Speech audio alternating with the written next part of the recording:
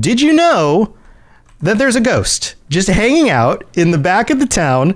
His name is Guzguk. Guzguk, I believe. Yeah, just chilling by the grave. Just chilling by the grave. And if you talk to him, he stands up and he says, "Don't mind me. No one cared when I was alive, and no one cares now that I'm dead." And he actually has a second line, too. Here, I'm going to bug him a second time. I'm going to say that opening line's pretty emo. Yeah. And then he says, "I died from exhaustion, and now I'm eternally tired. So, boo. Whatever." Like, this guy's great, but he hangs out here. It's not even nighttime right now. He hangs out here all day, all night. He's always in front of this grave. Yeah, he's just perpetually chilling. He's kind of just depressed over in the corner. Usually there's some type of purpose to ghosts in series, so it is kind of weird that he's just like dead from exhaustion and hanging out. It's just dead and hanging out. Not really sure how much of a deeper purpose he's really going to find in, well, not life, but death. Right. But yeah, it's just like he becomes part of the scenery, so to speak, in Skingrad around the second era here. Yeah. And there's a bunch of other stuff I'm going to be taking you on a tour of as we go over some of the history in Skingrad. So, Lotus, let's talk a little bit about the first era. Skingrad, we know the history goes back to the time of the Aelids, right? Aelids obviously had a lot of Daedric prince worship, Daedra worship, and stuff like that. But it was interesting because until more recently, we didn't really have a full context of some of the Daedric princes that might actually be related to it, which has come to light in the newest Elder Scrolls expansion with Gold Road, with Athelia. Yeah, because we know the Aelids worshipped Daedric princes, but just like people do with the Aedra or the divines, oftentimes they have specific ones they worship for different reasons. Or for example, right here, check this out. We've got the Temple of Julianos, which is just like a lot of the other Cyrodiilic cities have these big temples to the divines. This one is specifically it's for all of them, but it's named after Julianos because that's the focus of this city, right? Yeah, sort of like their patron saint almost. Which, for anybody who doesn't know, I'm pretty sure we've done an episode on Julianos, but it's a lot of design around like logic and reason, stuff like that, and that's just sort of the focus for this temple and this temple district. Right, and the temple here was built way after the Aelids. So the Cyro-Nords, the Nords from up northern, actually way up, as far north as the Nords go, but eventually the ones that lived in Skyrim and then in Cyrodiil moved down into the Skingrad area in the First Age, and there was the Alessian Rebellion. They fought back against the Aelids. They took over this town, which was an Aelid location originally, and then they erected their own monuments, their own buildings, and their own temple, and that basically is what buried the worship of Athelia in the past. So now we have, check this out. We have the temple here, and here's another fun little note. It's these temples are so beautiful. They're built a lot like real world cathedrals. And we have over here an artist who's this is Handre Hazit, who's doing a oil painting in game of the temple, the temple, which is, it's funny. We always talk about the like real world flair to make the Elder Scrolls series kind of feel real. And that takes place in ESO just as much as the other games, because I mean, I've been to Paris on my honeymoon, and like people would be painting these amazing pieces of architecture from the past just on the side streets, and you could watch them paint. And it's kind of funny that type of thing is just integrated into the city. It's something you see in the Elder Scrolls for Oblivion to a little lesser extent, just based on tech and stuff like that, obviously. Right. But get this. What I find so funny about this is, do you notice this? We're on the side of the temple here, and yet he's painting the front of the temple. In order to get that view, you have to go That's actually pretty funny. Over here. He should be set up by this cart right here in front of this little pond, getting a view of the front. But he's not. A little of that Bethesda magic we all love. right. Like he's just checking his angles. Angles. His angles. Says Rob in chat. All right. So here's another one I want to take you on. We're gonna head into the temple, and one of the other cool things about the temple and the worship of Julianos is that Julianos is the Aedra who is in charge of like logic and reason and that sort of thing. And so this city has become a center for philosophy and the debating of a bunch of different ideas and things like that, which is pretty cool. Yeah, for sure. I guess in sort of like a different direction, which I just find kind of funny because that's a very good point, and it's something that you both encounter in Elder Scrolls Online, and you get a feel for it in the Elder Scrolls Oblivion as well. But not to jump too far ahead, but they're also known for their winemaking in their vineyards, which is the exact opposite of logic and reasoning once you have too much of it, which is kind of funny. Once you've had too much to drink, you don't think so well. That's fun because we're gonna check out some of the wine shops in a little bit. Yeah, but we'll have to see that later. But to be fair, you need to stay logical if you don't want to overdo it with that anyways. So I guess that's where it comes back into play a bit because you gotta control the situation to actually make a profit. Right. So check this out. I'm inside the temple now, and there are some really cool details. These temples look a lot like they did in Oblivion. You have the stained glass on the windows, and if you look on the ground, this is another feature. Depending on the time of day, the light comes through the windows and creates colored light on the ground. Yep. And this is really cool. Different parts of the day, the light is actually brighter from different sides, and it paints the inside with this like set of colors from all the colored glass, which is really cool. On the left here, you have the different altars, I guess you can say, for the different Aedra. Yep. And there's 4 on each side because this is the second era. Talos isn't a thing yet. We don't have Tiber Septim. And strangely enough, I kind of expected that Julianus would be here in the middle. But yeah, no, I was going to say it was funny enough for anybody watching the video. The first one you went to over in the initial corner is actually Julianus with the little pyramid. Yeah, the first one on the left over here. This is Julianus, the pyramid. And over here on the other side, you have some of these, like this one, for example, has, this is Mara's, and it has flowers on it, which makes sense for Mara. Yes. Which is really cool. Now, there is a little detail in here you may not have noticed. You know how in Oblivion you can head down and oftentimes you can go through this door and get down into the crypts? Yes, down into the crypts. Well, this one's locked. You can't go in it. But this guy right here, Athis Elval, is hiding away from the Legion. He's a legionary soldier, but he's a Dunmer, and he set up his own little pallet down here. He's been sleeping in this little pre-basement area, just kind of hanging out. Like you can even see his socks on the ground.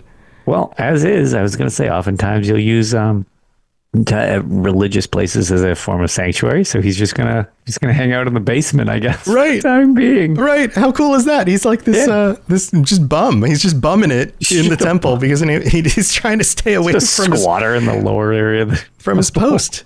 Yeah. So all right. So let's see. We've got the temple, which is kind of a big part of the city. The Ayleid worshiping, the Daedra stuff going on, and then you have all of these different vendors and people working throughout the city, and they did a really good job laying out different shops and things, even shops that aren't super useful. So or at least super useful for us as gamers, I guess, like you could player say. Characters. Yeah. So for example, there's this guy right here. He's near one of the front most northern gate. This guy, Olivier Manic, and he's carrying around planks of wood because he's a barrel maker. And it makes sense that they need barrels because of the wine industry. Correct. And that's just it. They've got the town of Skingrad, as big as it is, it's really like it gives off the hub vibe. Like which works in an MMO sense, but the concept of it being like a commerce hub fits with having. You've got your shops that could be of use, but then there's multiple things that really wouldn't relate to you, but it would make the city make sense. Right. Which is one of the strong points that the series kind of does, is they make the cities make sense. They're designed more from a logical standpoint first and a gameplay standpoint second. Sometimes that can make traversing them kind of tricky because they're not designed with gameplay first. Right. But yeah. So here's another one. This, I don't know if you noticed this, but over here by the temple, here, I'm over, again, right by the temple, near where the guy was doing the art. Over here on the side, there is a woman. Her name's Casunaire, and she's making all of this intricate glass-blown cups and saucers, and you can even see her kiln over here with some glass in it that's melting. and then the big rods of glass that get melted and then eventually shaped into all of these things. She has this whole shop over here. You can't actually buy anything from her, but she's a glass merchant. It's so cool, and all the colors and everything. It's very neat. And it's worth noting, just because it's a crossover to the series and one that I tend to have kind of related to me when people joke about like my in-game stuff. This is glass as in like literal functional glass, not as in like malachite glass armor. Right. Very different things. Right. Just pointing that out because it's, again, these are like for dishware and stuff like that. So it's like literal modern day glass. Well, not all-purpose real-life glass blowing as well. Yeah, just like anybody in a village or a town would need somebody to be making things out of glass so that people can buy and sell and use that, right? Yeah. All right, yeah, so exactly. You need the glass to make like an M4 to carry water. You can't just have I guess you could have a rock, but yeah. So that's true. So we talked about the first era, and then we talked a little bit about the winemaking and stuff. In the first era, we have the Alessian revolts, right? And then eventually the city of Skingrad kind of defines itself as its own location, like its own little sub-kingdom. How does that work? Yeah. So, and that's just it. Where I had mentioned that it's kind of like a trade center or a hub, that's something that sort of develops after and going into the second era, where it starts kind of becoming a literal functional city and a hub point for commerce around the region. And it's down toward, like, it's not central like the White Old Tower or like the Imperial City, which you could see as like a literal central point, but it's a little off to the side. However, it's got access points to a lot of areas of Tamriel. So as a result of that, and it's got a lot of growth potential there, that sort of defined it as like a hub. And especially when you have, as we had mentioned, like merchants, scholars, stuff like that, they will design the city around what is needed, because it's not going to be this poverty-stricken area that is just like doing their best to get by. When you have figureheads planning things, you have a patron deity essentially of logic and reasoning, planning out how the city will be designed and used is much more likely, if that makes sense. Yeah. It feels like a very intentional place. It's a deliberate city. Right. And the architecture is really cool. I mean, just looking at, like, I've been to places in Europe that kind of look like this, these stone buildings, these arches. Also, one of the things that is worth noting when you go visit Skingrad in the game are all of these large sculpted, they appear to be made out of some form of stone, but they show up on buildings, these designs that look like they are, I don't know, maybe they're the crest of the noble family that lives in that building or something like that. Yeah. And they're huge. It does look like a crest. Yeah. For sure. And you see them on lots of different buildings, and they're actually very large, and I'm sure they're not cheap to make. And some of them only show up like once, twice, 3 times in the whole city. So from a meta perspective, somebody designing the game spent a lot of time designing these, and then they get used like once. I was going to say, they're digitally sculpting something that would take a long time to sculpt if you were doing that in real life. Right. So let's move on from the first era into the second era. That's when the winemaking starts, right? Yeah, that's when some of these deliberate choices start kind of like turning this into its little metropolis style existence that it's sort of known as through the rest of the series. Mm-hmm. So you end up with like this cross culture of philosophers and thinkers, but also merchants and also different races, because it kind of borders on some of the areas that are on the southwest side of the map. So closer to the Bosmer and some of these other, it's kind of like a mixing of cultures. And then you end up with some cool places like this. Like, this is a woodworker over here. This is Drikuk. And Drikuk is an Argonian, and Drikuk makes things out of wood, primarily shields and things for bows and arrows. And in fact, there's a bunch of these little targets. Hay targets and stuff. Yeah, little hay targets all over his stuff, which is pretty cool. And then if we head over this way, I think this is one of my favorite things. Well, before we get there, there's this statue, and I couldn't figure out who this is. If this is Queen Alessia, that doesn't really make sense, because the city revolted against, they tried to distance themselves from the Alessian revolution and establish themselves as a separate kingdom. So It does. I mean, the woman has a hood. She has a bird in her hand. I'm not sure exactly who this is. You can't see the ears, so it's hard to tell if they're human or elf. What do you think? Do you have any thoughts on this statue? Look, I don't know. Because again, the other thing that you have with sculptures and like statues, if you don't physically see the person, there is the level of interpretation that comes along. So, we've had plenty of episodes where we've talked about like statues to think, we'll jump to the idea of like versions of deities. Look at when you get a shrine to Hermaeus Mora, nothing says there's any continuity. Is it going to be a potato lobster crab? Is it going to be like a tentacle monster? Like, it depends on the version seen.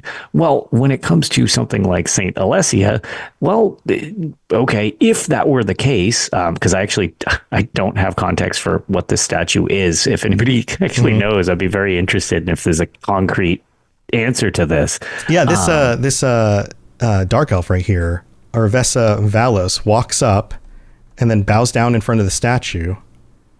And this legionary here, this guard, also making praying symbols to the statue. I'm not sure exactly why they're venerating this statue. It's an interesting little detail. If anybody knows, please comment or let us know what you think.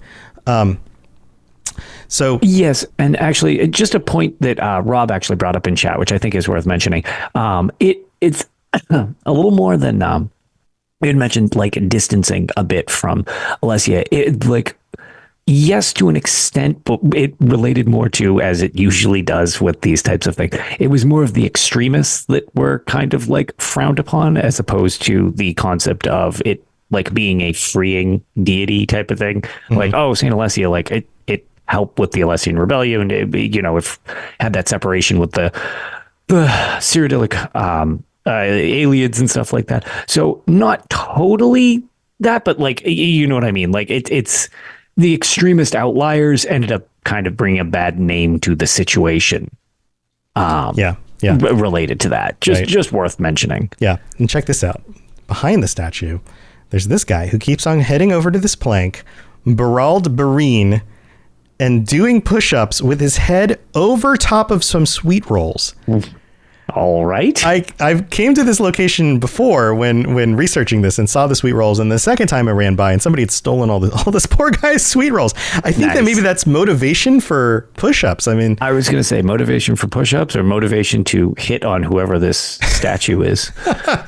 Yeah. It's a secret admirer from range. Right. Now, behind both the statue and the push-up guy is one of the wineries. Check this out. You can't go in here. It's locked up.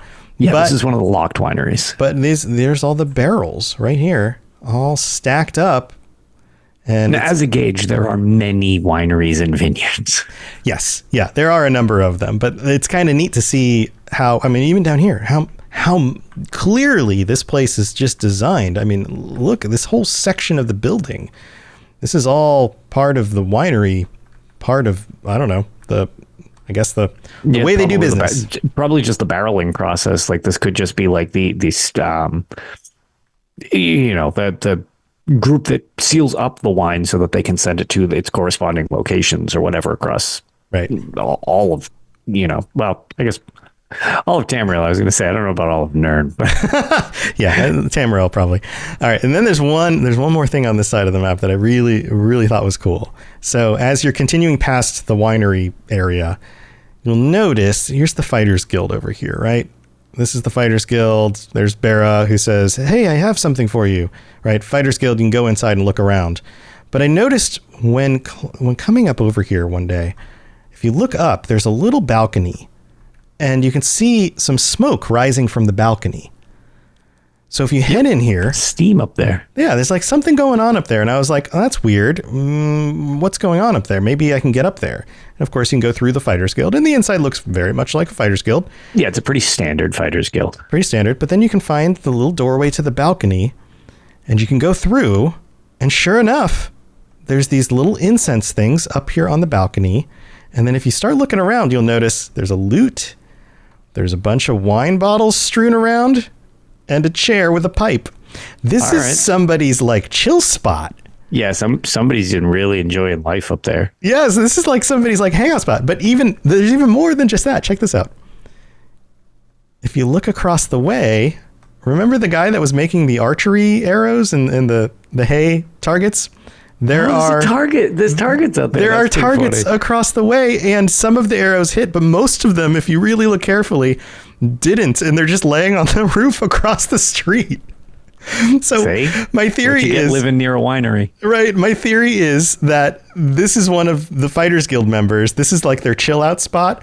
They drink, they smoke, and then when they're feeling real good, they start shooting at the targets across the way. How often do you think that ends in tragedy below? Probably more often than you want it to.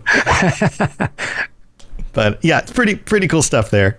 So I thought that was a lot of fun. I'm heading back out of the Fighters Guild to the next area, but we need to move on from the first and second era of the world. The end of the second era ends with the Dragon Break, right? And we've got like Talos showing up and all that stuff. But the city sticks around into the third era and we know that for a fact because we can definitely visit it in the Elder Scrolls Oblivion. Yes, it's still there. It's still there. It's still there. We haven't lost it. It still exists.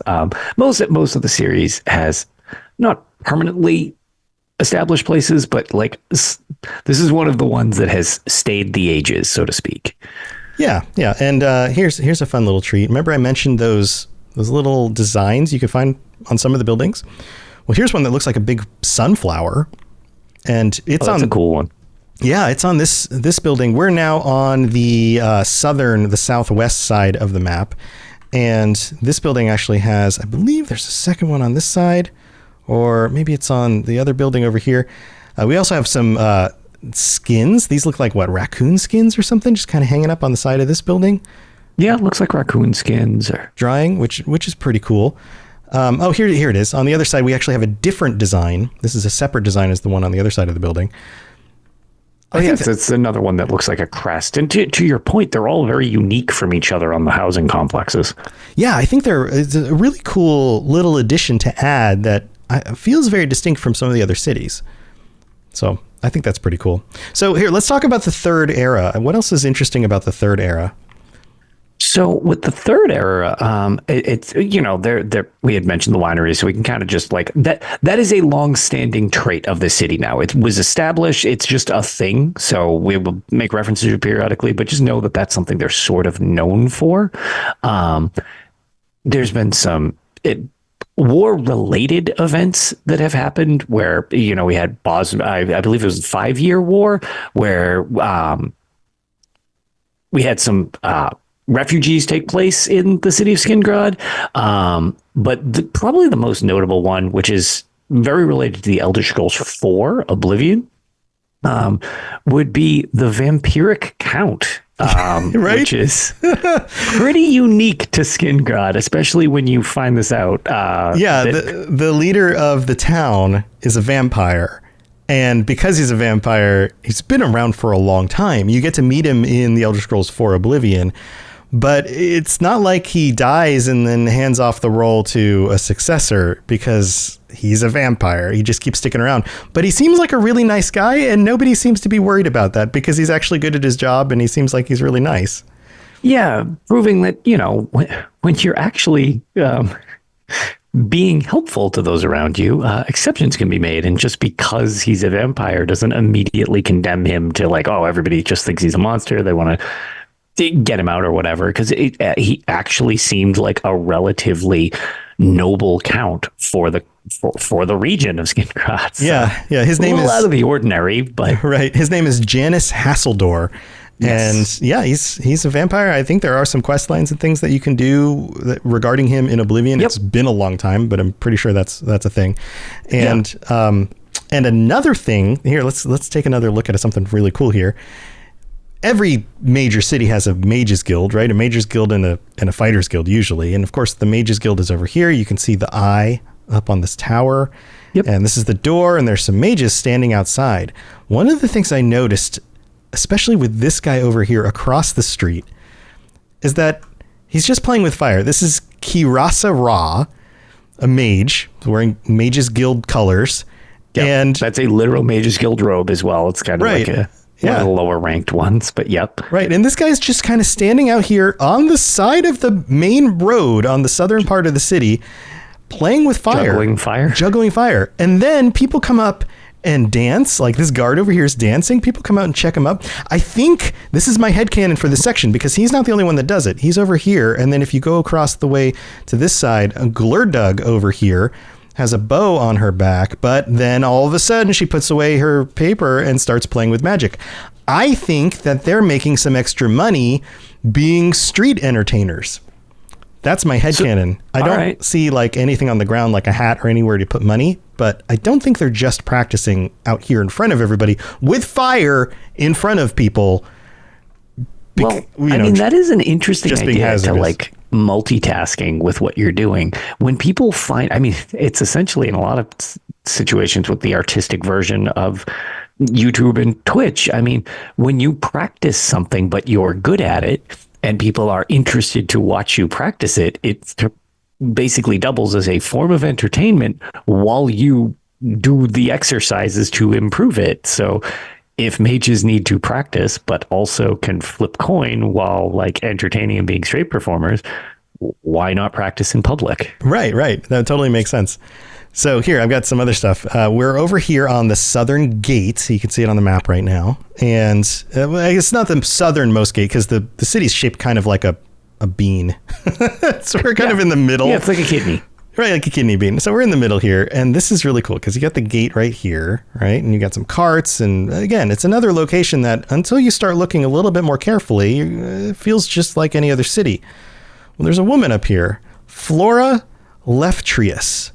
And she's standing over the corpse of a werewolf, over a werewolf corpse, not a vampire. And it's just like a dead werewolf here on the ground.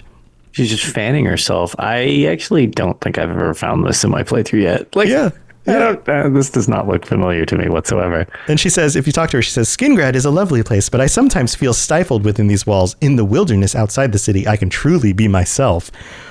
Which seems to imply that she may also be a werewolf. Right. Did she just take out her competition? Right. Like, what is the deal with that? That sounds so crazy.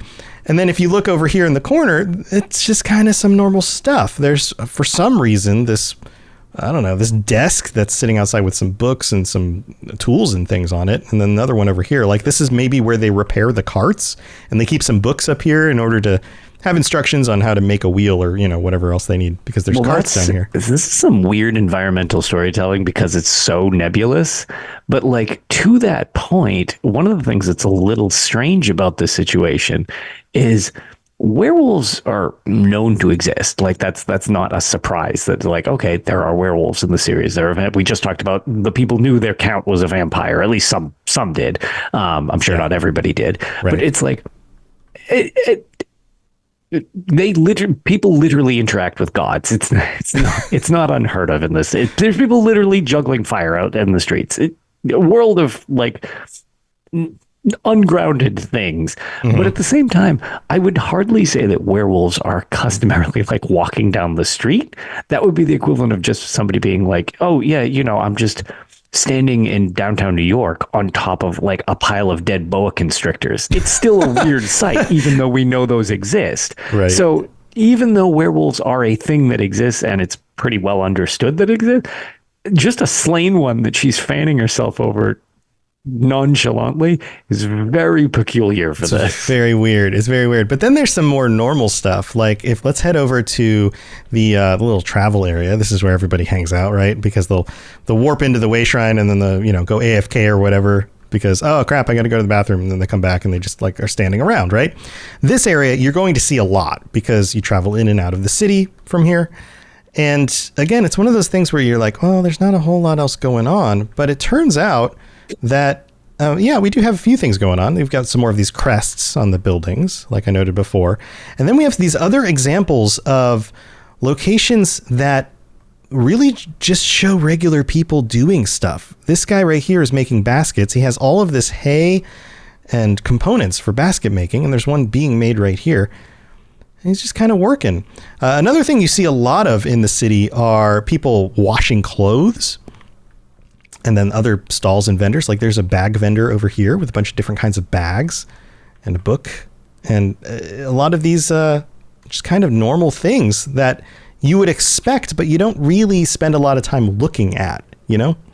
Right. Yeah. It's what makes the world that we always joke about feel lived in so much.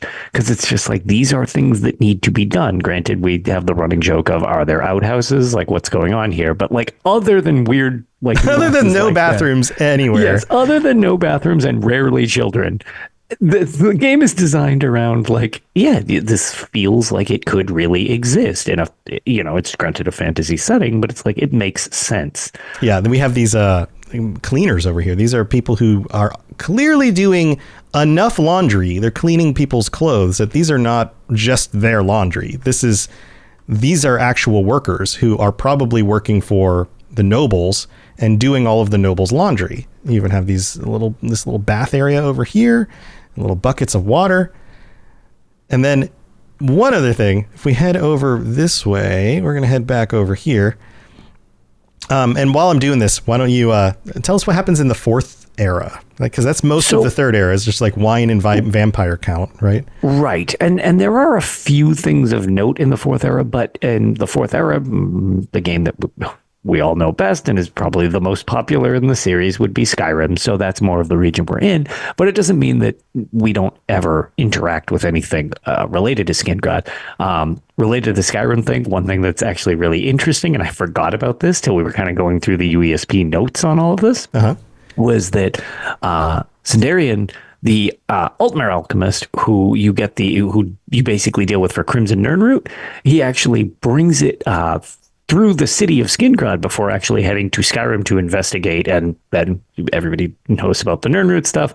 It's the Crimson Nirnroot quest that expands out from that. But it's kind of interesting that like where he kind of started with the whole quest line for himself was actually over in the city of Skingrad.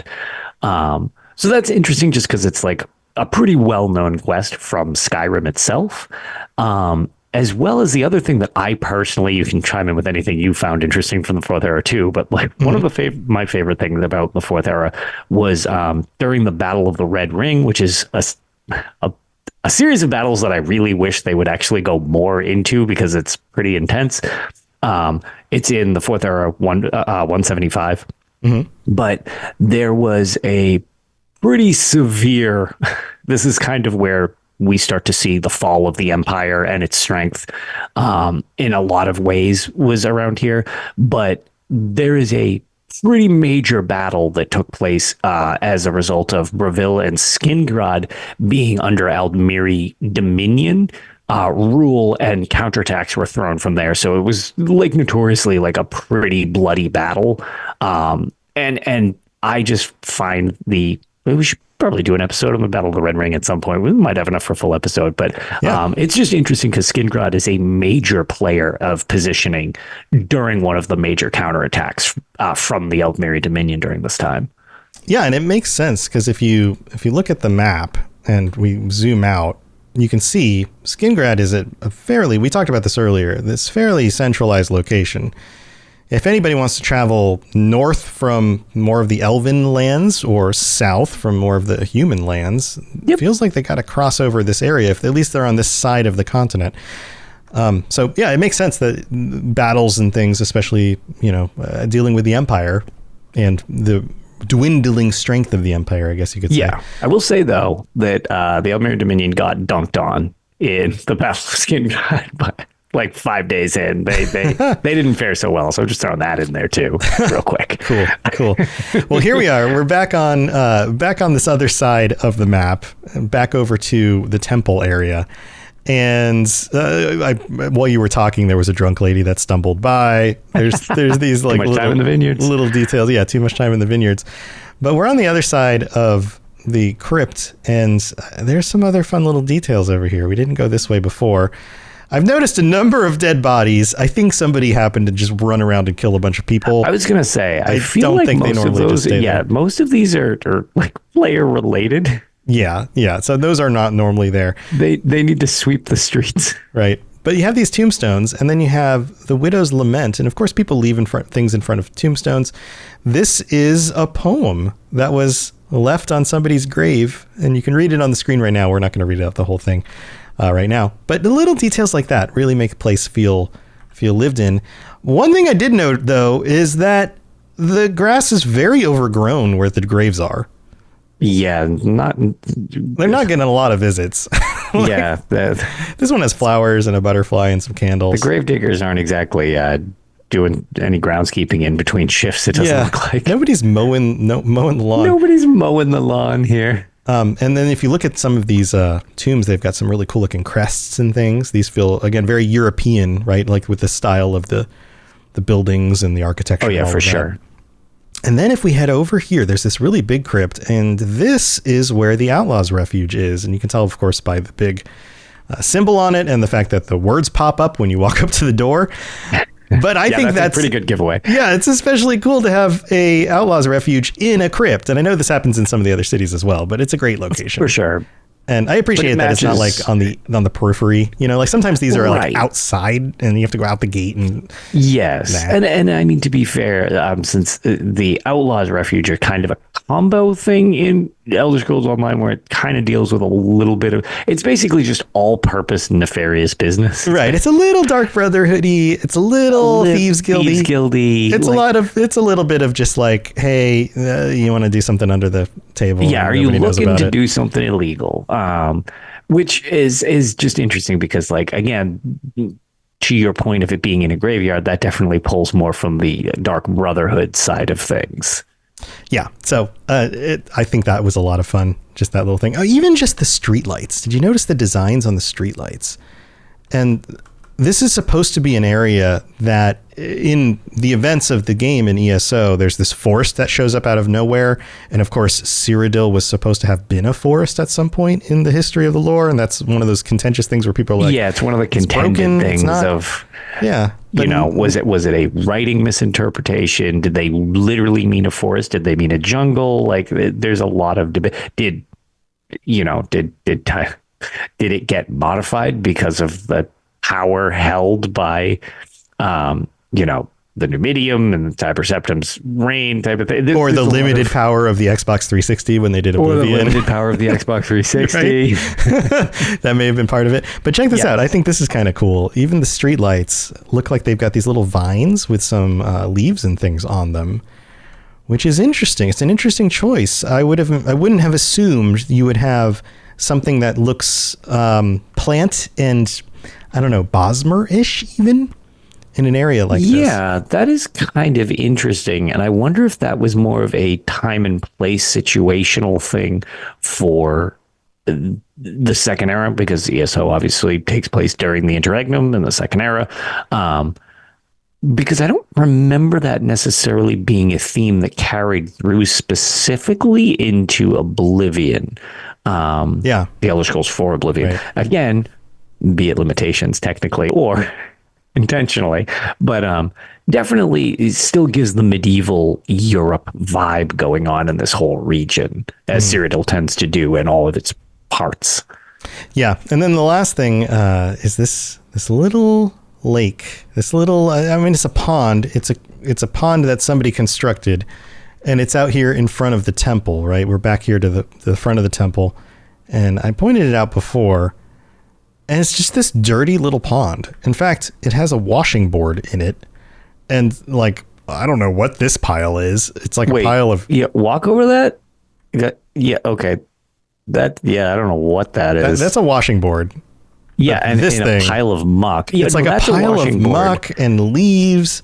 But yeah, then it just looks like a pile of like filth swept in the corner, which maybe that's what is scrubbed off the clothes from them doing, tilling in the fields and the vineyards and stuff like that. Maybe. They just put all the muck in the corner and then just like dump it later. It's kind of weird because a lot of times you end up with these kinds of structures in important places where you have big monuments or buildings and things like that. And you have like a reflection pond nearby where you can see the reflection of the building in it. But this is not kept up very well. I mean, heck, there's even a little washer's tub, like a big old bucket with some fabric in it or something. And then right next to it is more barrels and this little traveling door thing. Like this guy Rogstig, can't talk to him, but he's just hanging out here. And then, yeah, more washing stuff over on this side. It's like they use this little pond, which is supposed to be this like very nice viewing section of the temple, you know, and they just use it for like garbage. So right. I thought that was a little weird too. Yeah, it's a placement of it is very interesting. Yeah. Huh. Yeah. Pretty weird. So there you go. If you found something at Skingrad and we didn't find it, please let us know. Comment, let us know. We'll go check it out. I have a feeling there's some other stuff hidden. I did poke around in a number of the buildings. There are a number of manors that are actually very large. You can sneak in. You can pick the locks. You can sneak in. You can see people walking around. There's some weird stuff in some of those, but I don't know that it was intentionally weird. You know, like guy pacing around in what seems like someone else's bedroom. Like, you know, like, why is he in what seems like a lady's bedroom just pacing around? That's a little weird. Why is he just being a creep? Why is he just being a creep? Like, there's some of that kind of stuff, but nothing else that I was like particularly on my list of like, oh, you should go check this out. And for our YouTube audience, if you enjoyed this, then go click on the little link that's going to pop up somewhere on the screen and go check out another video because we got a bunch of them. All right, that's going to do it for us. Have a wonderful week, and we will see you next time. Bye, everybody. Thanks for tuning in to the Elder Scrolls Lorecast. Check out robotsradio.net for more podcasts just like this, and join us on the Robots Radio Discord. Be part of a community of over 5,000 people who are excited about video games and so much more.